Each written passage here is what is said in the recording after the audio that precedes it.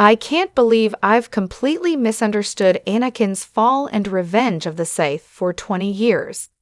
Despite Anakin Skywalker/Darth Vader being my absolute favorite Star Wars character, I've been completely misunderstanding his fall to the dark side and Star Wars Episode II, Revenge of the Sith for the last 20 years. Revenge of the Sith is arguably the most important moment in Anakin Skywalker's Star Wars timeline. There were many defining moments in Anakin's fall to the dark side, but in Revenge of the Sith, he took that final step, becoming Darth Vader and fully turning against the Jedi. This had been a long time coming for Palpatine, who had been priming Anakin for this role since he first met him in Star Wars Episode I, The Phantom Menace. Yet, Anakin's turn to the dark side and transformation into Darth Vader isn't quite what it seems. Although Anakin accepted his new role as Palpatine's Sith apprentice, certain aspects of Revenge of the Sith confirm he had another plan all along. Anakin saw Palpatine as a means to an end, nothing more.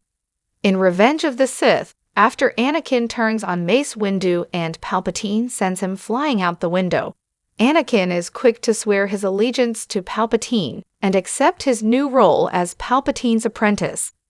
This has actually become one of the biggest complaints about the prequel trilogy. Many viewers felt this turn was too sudden for it to really be believable, especially before Star Wars. The Clone Wars came out and provided considerably more context.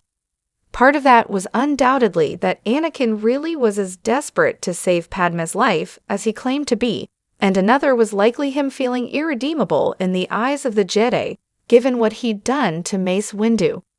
The argument could be made that this immediate loyalty and deference was also in part put on, though. Realistically, even when consumed by the dark side, it would be more than a little out of character for Anakin to kneel in front of someone and essentially promise to obey completely. Even when consumed by the dark side, it would be more than a little out of character for Anakin to kneel in front of someone and essentially promise to obey completely.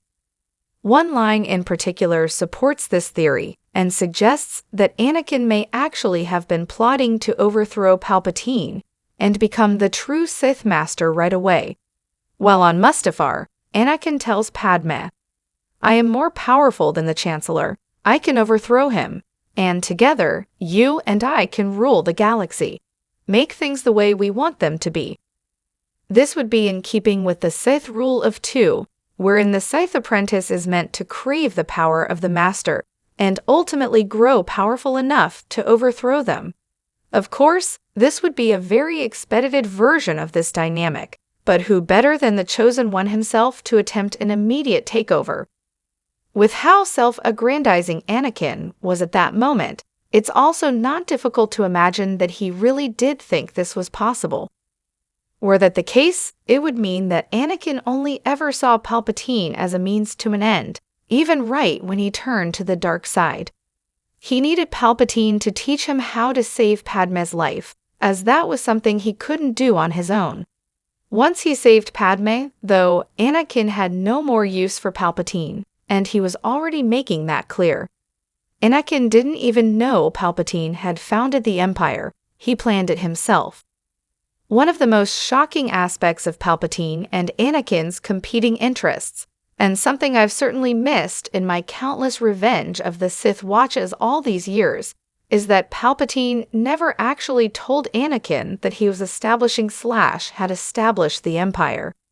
In fact, throughout Revenge of the Sith, including in their very last conversation before Anakin and Obi-Wan Kenobi had their Mustafar showdown, Palpatine maintained the charade that he was protecting the Republic and wanted to bring an end to the war when he spoke to Anakin. When convincing Anakin to carry out Order 66, Palpatine said every Jedi, including Obi-Wan, was an enemy of the Republic, and failing to destroy them would mean civil war without end.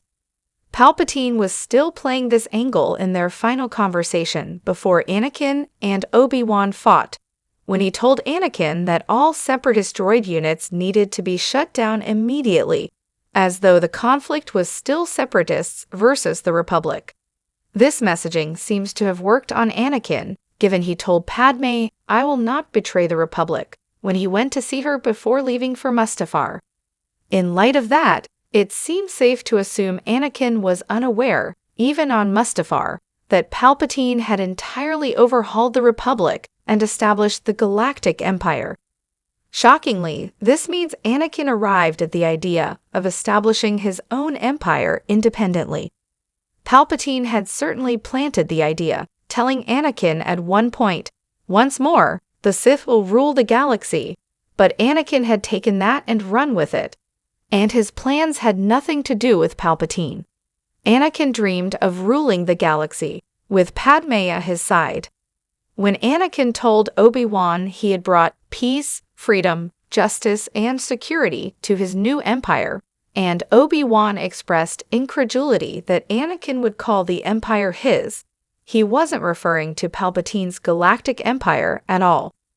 Rather, Anakin wanted to rule his own empire with Padme by his side, which is precisely what he'd said to her when he told her he could overthrow Palpatine.